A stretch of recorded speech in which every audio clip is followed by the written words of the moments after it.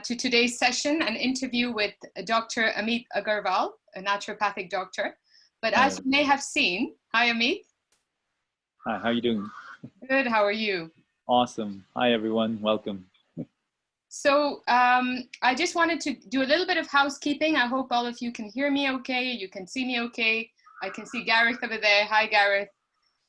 And if you can, then just let me know in the chat that everything is fine. And our interview session is going to be 15 minutes, me asking Dr. Ameet a couple of questions around his journey, around some of the naturopathic tools he's using, around why he does what he does. And then we'll do 15 minutes of you asking him questions directly. And feel free to ask whatever you wish to ask, but I'll be taking in a few questions first for 15 minutes. So let's dive right in. I think what fascinates me most about what you do, Ameet, is that you're not just a naturopathic doctor, but really you have combined a host of other therapies to integrate into your clinical practice. And my first question to you is like, why did you start to integrate Gestalt therapy, family constellations, homeopathy, and all the other range of therapies that you're integrating into your clinic? Tell us a little bit more about that journey. Thanks, Romina. So what I find is that a lot of people will take supplements for their well-being, and they don't treat the emotional cause of their illness, including for mental health. Sometimes, you'll take St. John's wort or vitamin D, all these things like serotonin, melatonin to help with neurotransmitters. And yet there's an emotional cause to either your mental health issues or physical health issues. And I've had patients basically where we get them to say certain sentences or emote certain emotions, and their stomach ulcers or stomach pain goes away, for example, right? It's not true in all the cases, of course. However, there is a strong correlation between mind and body. And then, of course, there's other people who just go for therapy all the time and they don't heal their bodies holistically, right? And sometimes it's a food sensitivity or adrenal fatigue or burnout or a liver toxicity, which we'll talk about, that is affecting the mind. And so no matter how much therapy you go for, you're never really optimal because either your cortisol levels are off, your serotonin levels are low, you're not producing, or your thyroid levels are low, or you're not producing enough GABA in your gut, for example. So all these have to be looked at for mental health. And the reason I started psychotherapy school was actually more for personal growth. I had no idea what I was doing, to be honest. I actually didn't believe in psychology and psychotherapy. I thought it was like, whatever. And I went through the Gestalt program for 4 years, and it transformed me. Like it brought about a lot of hidden pains and fears, and it also brought out a lot of strengths, my own strengths, right? And it helps you with charisma, with presence, with reading people. And then I started applying this in practice. And I found out that my own anxiety, depression, and even health issues partly were coming from emotional blocks, from boarding school, from being bullied, from being beaten by teachers. Because in Kenya, we used to have caning, like you just get beaten if you get one mathematical sum wrong, right? You just get beaten. And that you're in Kenya right now to everyone, so. Greetings. And so, yeah, there's a lot of trauma in childhood that we don't recognize as trauma, or we're not taught it's trauma or overwhelmed. And that trauma gets lodged into our nervous system. And I think we all have it, either from parents fighting or divorcing, from alcoholic parents, or violence in the home, or from sexual abuse, or from girlfriend breakups. All these things, it installs itself in our nervous system. And then what happens is, as humans and as practitioners, yes, we know how to be present and listen to our clients.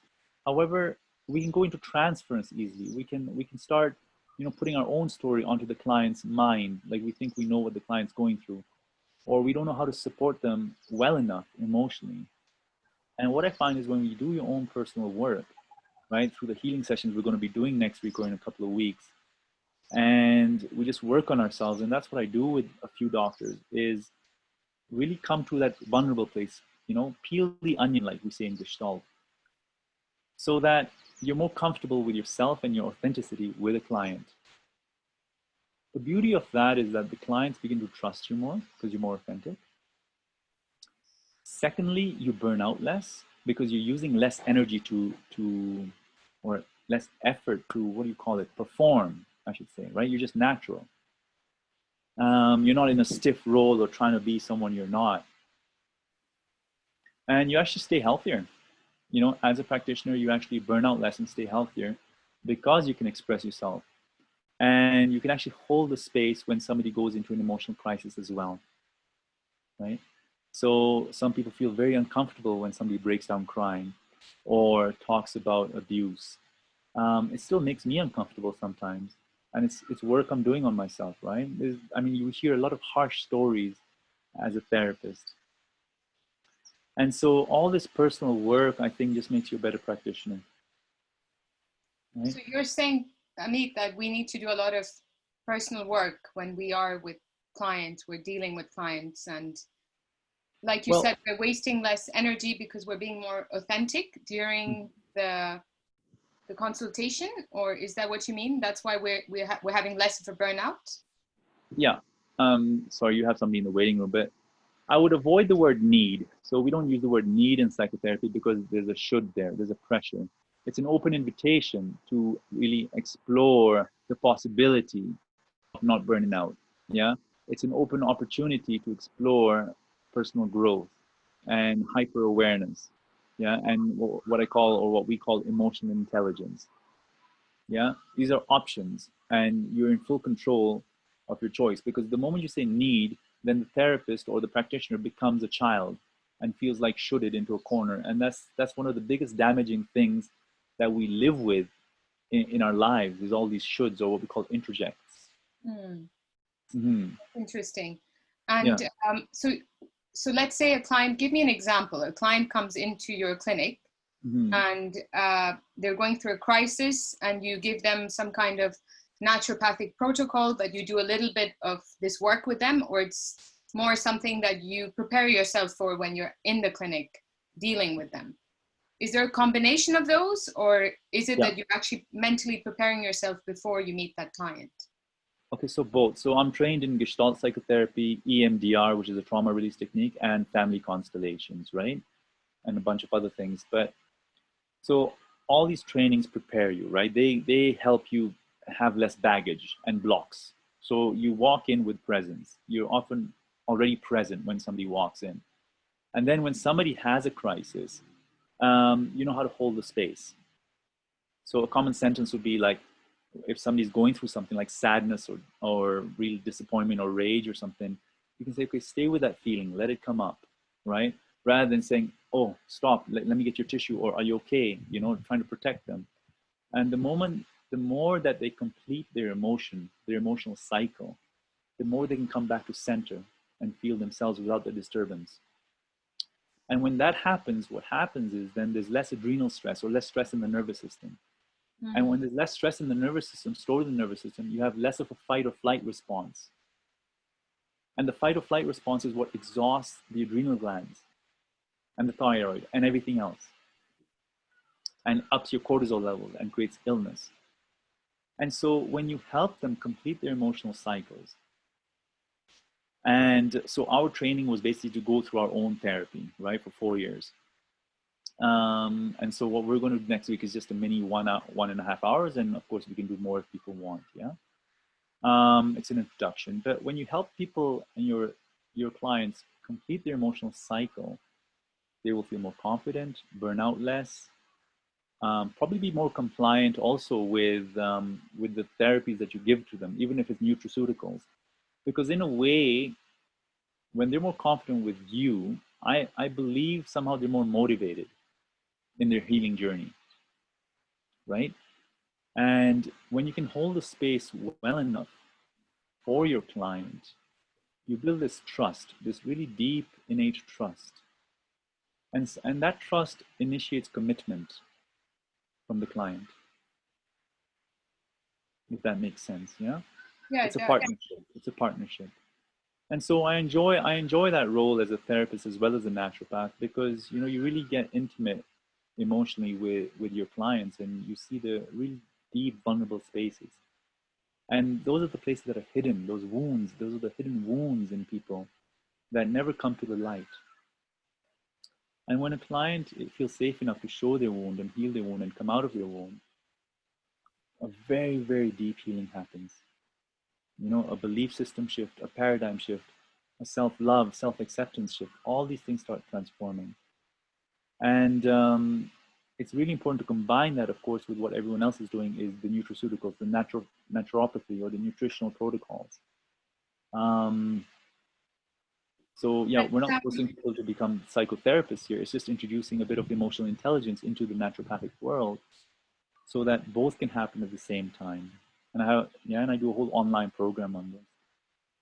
So, I mean, we don't have to actually have a degree on all of these as you. So let's say if I had a client tomorrow, I Yeah. don't have any experience in psychotherapy or dissolve therapy or, Hmm.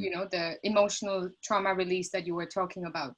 But if I Hmm. become more self-aware and build that emotional intelligence about myself, then I can take better care or have a better outcome from the client consultation, basically. I believe so, yes. I believe so, yes. And at the same time, I think it's our duty. No, there's a should, yeah? I'm putting a should here. If we're treating people, it's important to know all about the person, not just their gut. A person is a combination of emotions, feelings, thoughts, blood, biochemistry, all these things. And so, just like a lot of people blame medical doctors for just prescribing pills, you know, we're also guilty if we don't look at the emotions when giving a nutraceutical or a probiotic, Hmm. right? So it's looking at the whole picture, that I really want to encourage practitioners to do, right? So either they go for supervision, they can go see a therapist. Um, I supervise a few doctors in different places for their own personal journey, or they take a program to learn techniques like Gestalt or family constellations or EMDR. Some people love NLP. I'm not a fan of NLP too much. It's quite like, it's very powerful, very effective, for sure. I think just having a Gestalt background, I feel NLP to be a bit more forceful rather than organic and transformational. Mhm. But the NLP practitioner would shoot me right now, and forgive me, please, if you're saying that. But it's it's just a sensation thing for me. But NLP is easy access. It's an easy to access course and a program, and it does help a lot of people change their lives as well. And so if someone was to attend your workshop next week, what would that look like? What kind of exercises would we be talking about in that interactive session? Right. Okay. Good question. Depends what you guys want, right? So we'll start the session with a bunch of questions, perhaps, or I might lead it with an open meditation to release emotional blocks, or to sit with your judgments about emotions.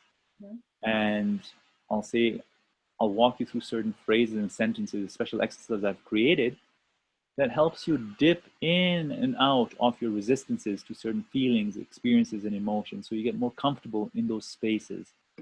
And suddenly, when you get more comfortable with that, you're more self accepting. And then you can look at your clients differently. And then, what I'd love to do is literally take questions from the group one on one, like one person at a time. What are they feeling? And work with you personally for 5 or 10 minutes, just briefly. It wouldn't be a full session.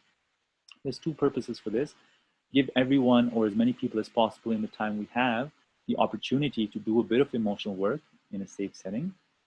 One. Number two, to give the experience to the lookers, the onlookers, on just noticing their own body and the energies around when somebody goes through an emotional shift or somebody's working on their own emotions, right? And so we become comfortable with observation.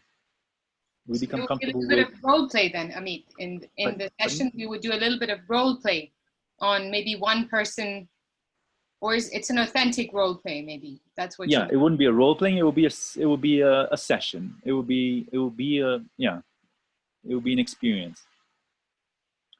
And so I would encourage people to come with an open mind and open heart, and of course being confidential. And we won't record it, I think, unless everyone wants to, but I think we won't. We shouldn't. Depends on everyone's agreement. And I'd love you to take risks in there. You know, let's use this opportunity to support each other. We're all practitioners, and we just want to learn from each other, right? And we just do little brief things, and give everyone the space to work on themselves. So if you feel like you're taking up a lot of time, you know, monitor yourself as well. We're all adults, so just cut it clean, cut it short, and then give the space to someone else, and we'll continue doing this. Okay, it sounds like a very interesting session. Mm-hmm. Definitely, I think a lot of strange things happen when you go into a consultation and the person in front of you might have some kind of blockages themselves, which then reflects into your own blockages in a clinic consultation. Yeah. I did want to ask everyone if they had specific questions for you, and if they did, please unmute yourself. I hope you're able to unmute yourself. I'll just double check that. But you can either ask the question directly to Ameet right now, or you can put it on the chat box, and we can get Ameet to answer the question. So please don't feel shy. We're here among friends. So I'll just wait to see if there's anyone asking a question, or I can see, yes, perfect. Gareth is going to ask a question. One sec. And before we go there, for the workshop, I'd love you guys to come with a willingness to work on something for yourself. Yeah? Something for yourself and a willingness to learn. Go ahead, Gareth. Hi, Gareth. Hi, Ameet. Thanks very much for being here and doing this. It's particularly timely for me, actually. And I couldn't agree more with everything you say. It's just how you access that, and obviously you've found a way that works for you. It's just something you said, because I'm actually at the moment in the middle of doing a 2-week journey course. A 2-week journey. So somebody can we unmute? Can we mute Meena, please? Yes. Sorry, Meena. Go ahead, Gareth. Yeah. So at the moment, do you know? Are you familiar with Brandon Bayes and the journey? Yep. Yeah. So I'm just in the middle of 2 weeks of doing that, and it certainly brought some some pretty big things up about my own boarding school experience and things happening in my earlier life. But I think there are certain elements of NLP in her work, and you're saying that's not your thing, and I can totally get that. Okay. How come you get that? I'm curious about that statement. Yeah, because I have a lot of NLP friends and practitioners, and they're doing wonderful work. I don't want to shoot it down. You know what I mean? It's just something that just pushes me a bit harder than it needs to, and I'm curious what your experience is with that. Well, I certainly, I have moments of, I've done it several times, the journey work with her, and I can't imagine myself sitting and doing a journey process with my nutrition clients. My nutritional therapy practice is based on actually trying to encourage people to change what they eat and change their relationship with the soil and the way that the food is grown. Nice. So this does interest me, but it was just when you said that thing about NLP, I just wondered what your resistance to that was, and I was just weighing it up in my mind whether that might be something that was true for me as well. I think it's just a different field of practice, a different approach to well-being, right? It wasn't suggestive of not to take it. In fact, like people who cannot take Gestalt, I always tell them, yeah, go try NLP. For me personally, there's tasks that you do that, and I don't know enough about NLP to make the best statement about it, but there's tasks that you do to kind of like program yourself into behaviors. And NLP does use Gestalt, right? It borrows from Gestalt. And maybe it's just the practitioner that I went to, I'm not sure. With Gestalt, I find it a bit more transformative because you really sit with the feelings until they're finished, you complete. And I find physiologically Gestalt to be more, I don't know, complete or healthier somehow. It's like there's a discharge and there's a release and there's a retransformation or reorganization of the cells and the cellular memory. And I could be wrong. Maybe I don't know enough about NLP to say that it doesn't do that. It's interesting because a lot of the language is quite similar to what Brandon Bayes is doing with those journey processes, but that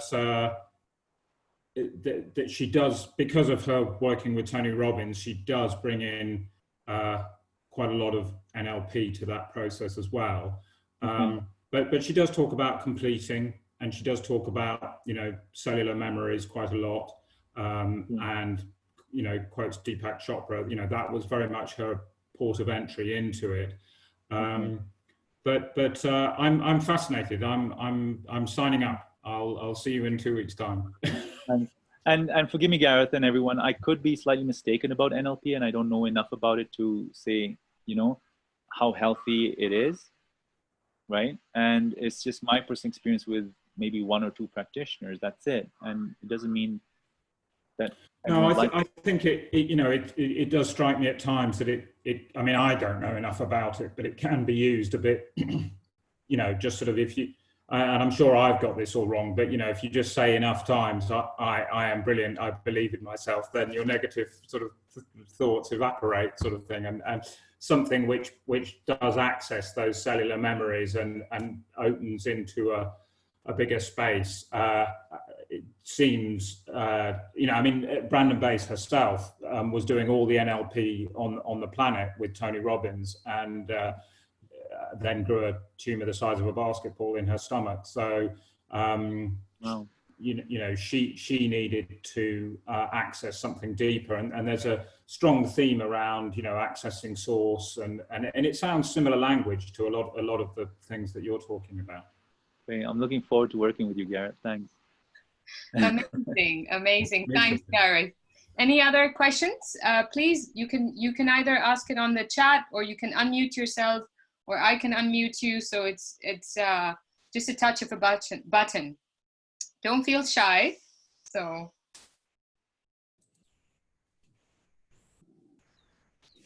Hi, Romina. Hi, Ameet. Hi, Minha. Hey. Thank you. Well, very interesting, and certainly I would imagine our journey as clinicians and healers has a lot to do with perhaps not only what we do for the patient, but ourselves. So very, very appropriate. And by the way, please give my regards to Kenya. I did a lot of my childhood schooling there once upon a time. So, wow, which school? I'm wondering now. I shall keep you posted. Okay. But and I can fully appreciate what perhaps can be a throwaway comment in childhood, and you know how that can be a ruminating factor as years go by. So really coming back to the clinical element, Ameet, when you have a patient in chronic pain, my area, you know, I'm an MD, ND, and DO, so I look after, you know, these areas from again complex perspective. How do you feel when you are looking after patients who are elderly, or perhaps patients who consider themselves elderly and may not want to talk about their pain for whatever reason, so to say? It's perhaps too traumatic for them to talk about, you know, their pain, and yet they're sent, you know, in a situation where their entire body has almost seized up, and you're doing everything for them from a practical perspective. Yet there's certain doors that they will not want to open for whatever reason. Well, that statement itself, they will not want to open, is a frustration on your part, perhaps, as well, yeah? And it could be looked at differently. Like it's a matter of, it could be looked at as respecting where they're at in that moment, and noticing the tenderness in that resistance, the tenderness of not wanting to go there, and supporting that tenderness. So never forcing them. It's just like, wow, it might be difficult, so let's leave that till later, right? And just the permission to leave it for later is an acknowledgement of their state in that present state, in that moment. And that's what's needed for later work. And I use homeopathy a lot. You know, if I suspect trauma and stuff like that, I can give a homeopathic pill in a low dose, and that helps lessen the intensity of, I guess, physiological stress from emotions, if you want to describe homeopathy that way. Sometimes I'll ask them to say certain sentences that kind of open up the door, and I can even just ask them to say to me, "I'm not ready yet. It's too difficult," you know. And when they say that, some emotion will come up, and I say, "I totally get it. Let's rest there," you know, and give them a hug or whatever it may be. And just that respect is actually more healing than somebody saying, "Oh no, you got to talk about it. Why don't you go there?" We never force. So it's more about being curious rather than leading. It's a fine line, yeah. It's a fine line. You don't want to give up on the client. You don't want to give up helping the client go to that place. And that's where the balance comes in, where what's my urgency and what's the client's needs in that moment. And that's where the personal work and the personal observation comes in as well. It's like, am I getting irritated and frustrated because I have an urgency and a need to do it and my agenda? Or can I stay present and patient? Thank you, Ameet. That's very helpful. And if I may just add, I think here on the group, going back to being a healer, the MD in me wants to be the fixer. You know, I want to go and fix things because that's what, you know, medical doctor most of the time.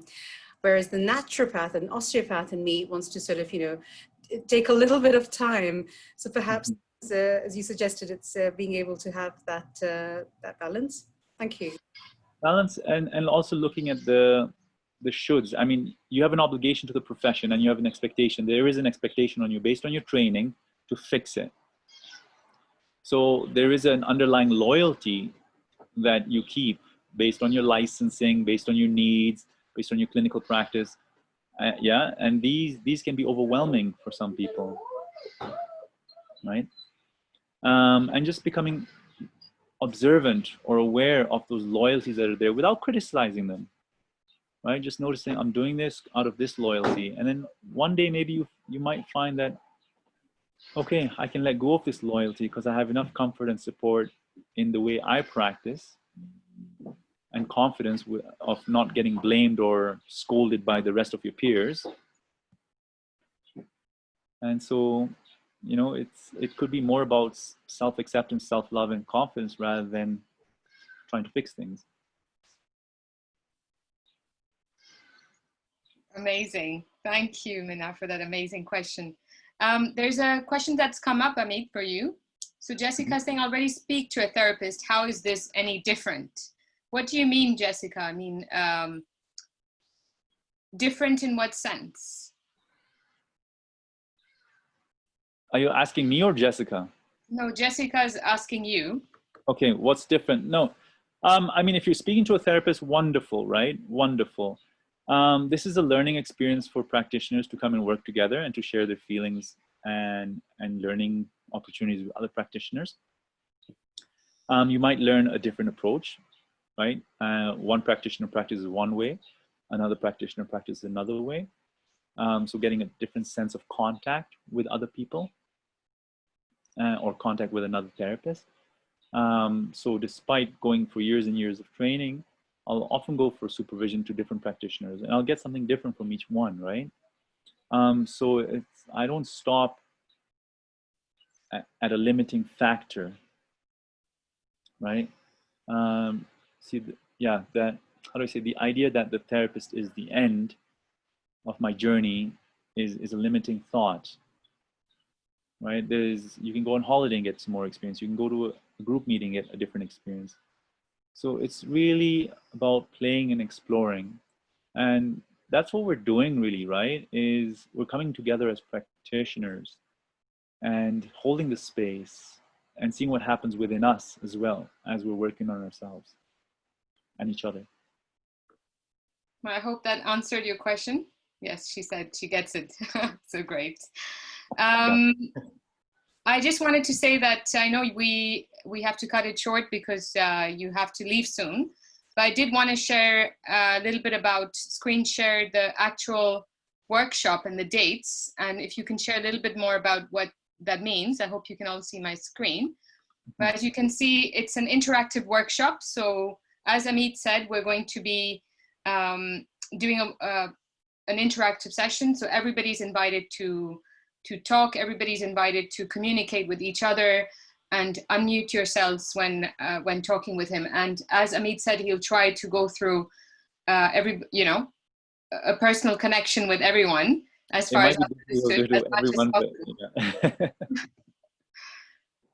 as much as possible. You'll try to go into being able to connect with everyone. We'll do a little bit of a meditation session, and there will be some healing exercises, as I understood, that will be taking place live. And we can either record it and only have it accessible to those that attend, or we don't have to record it. It's absolutely fine. But what I do know is that it's definitely a way for us to get rid of our own limiting beliefs, or at least start pondering on them. And even if we do work and do a lot of inner work, as you said, there's always something that comes up in group exercises. So I'm really looking forward to doing this with you, Ameet, on the 4th of July. Likewise, everyone. Likewise. And even if you come, you don't have to participate. Yeah, you can come and watch and learn. So don't feel scared about coming. You can sit in the space and just see what comes up. So no pressure at all. Yeah, I totally respect your need to observe or to just be present and listen. Yeah, it's really in a way we're just supporting each other. That's what's coming out of my heart right now. What I'm channeling or feeling in this moment is, because I can also feel your support. Like it's nice to be amongst practitioners, to be honest. Like we're always working with clients and a brother and sisterhood right now. You know what I mean? Like a team. And so the word support is coming up for me quite authentically and energetically. Amazing, amazing. So if there aren't any last questions, it was very interesting to hear about your journey, and to say that even if we don't have to go through all these therapies or have a degree in them, but we can build a level of self-awareness, of emotional intelligence, as you said, to really be mentally prepared when having a consultation with a client, and for us to prepare ourselves, be in the right space, but also honor and accept the space that the person is at.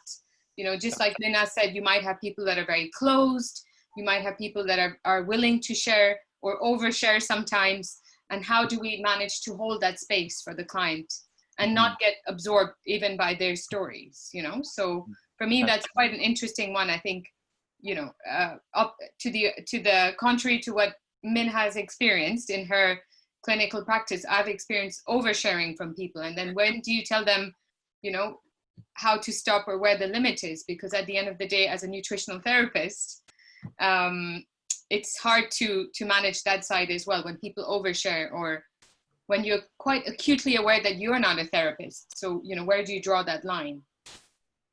You just tell them time's up. No, I'm kidding. Yeah, it's like, you can just say it's really interesting, and I want to focus on the nutrition, if you don't mind. At the same time, I love your story. Are you okay if we go more into your story?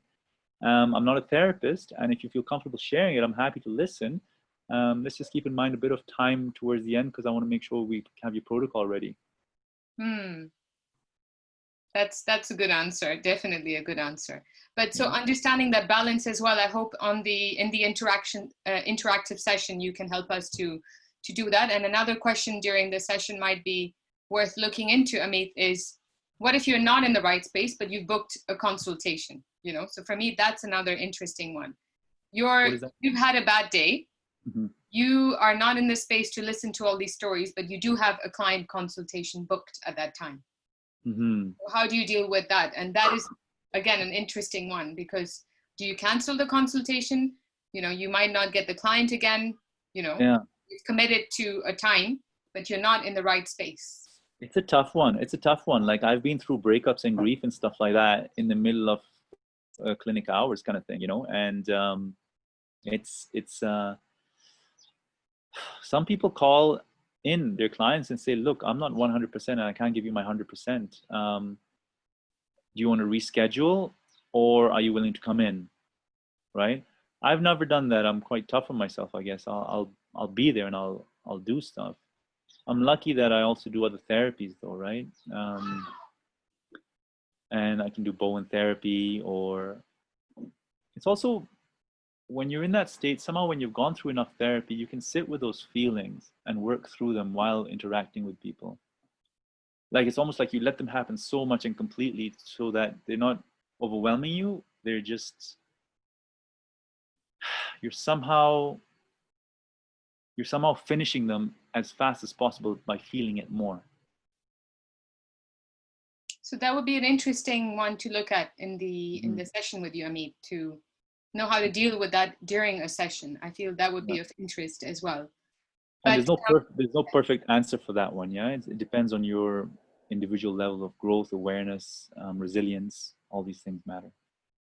Absolutely, absolutely. Please, all of you, if you are joining the 4th of July session, do send in some questions beforehand that I could send Ameet in case we have a specific area of interest we want him to do some work on. So lovely to have you, Ameet. Thank you so much for your time. And for Thanks. Are there any more questions, or I don't anyone know. have a burning question? I just want to make sure we were. Yes. If anyone wanted to unmute themselves or just type it in. I do have a question, Ameet, if that's okay. Absolutely. Thank you. You're obviously working in a place where you have people from different parts of the world, perhaps different cultures, maybe different expectations. And do you see this reflecting in your clinical practice, and perhaps how you may work with this? Yeah, definitely people have different expectations.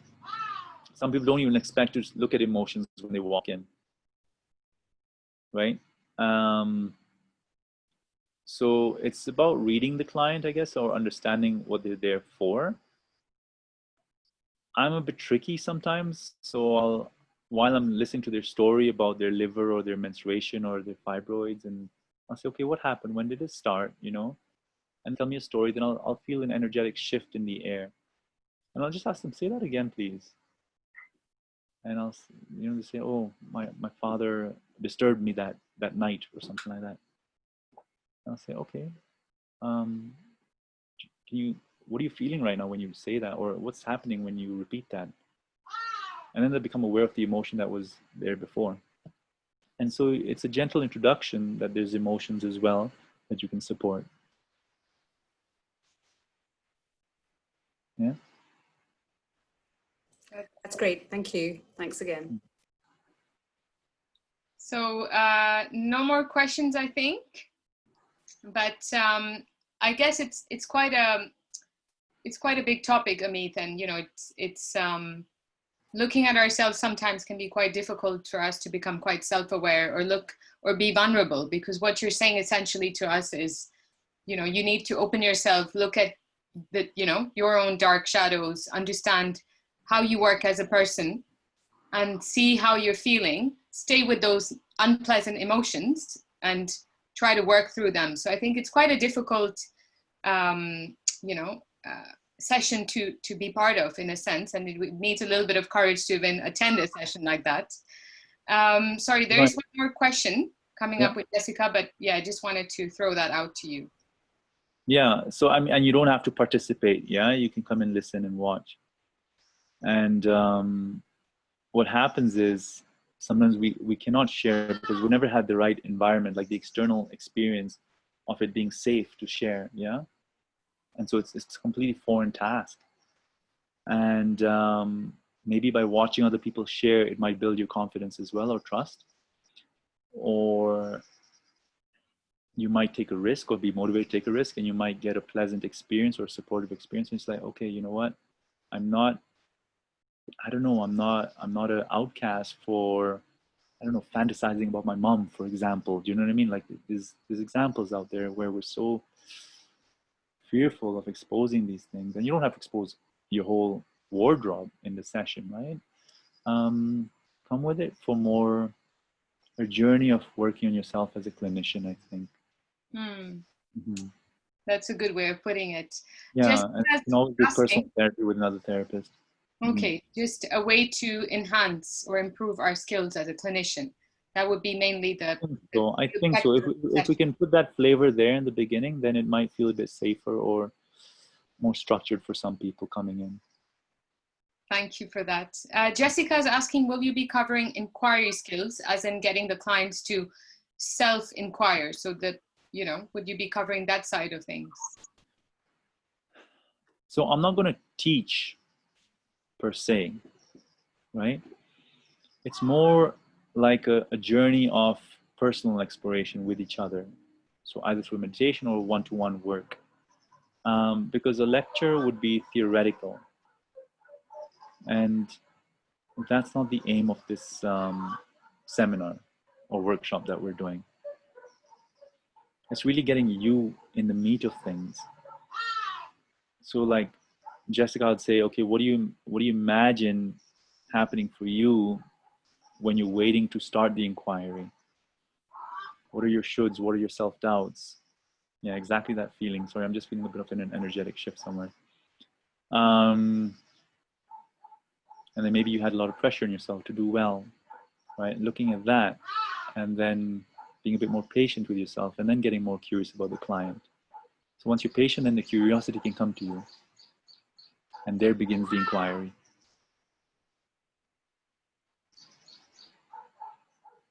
Thank you. I hope that answered your question, Jessica. But it sounds like it's going to be an interesting session with you next week. So it's Saturday, the 4th of July at 2 p.m.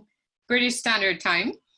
And I will be sending out a proper email explaining everything that we've spoken of today, so that we can cover or explore what you said we would be covering.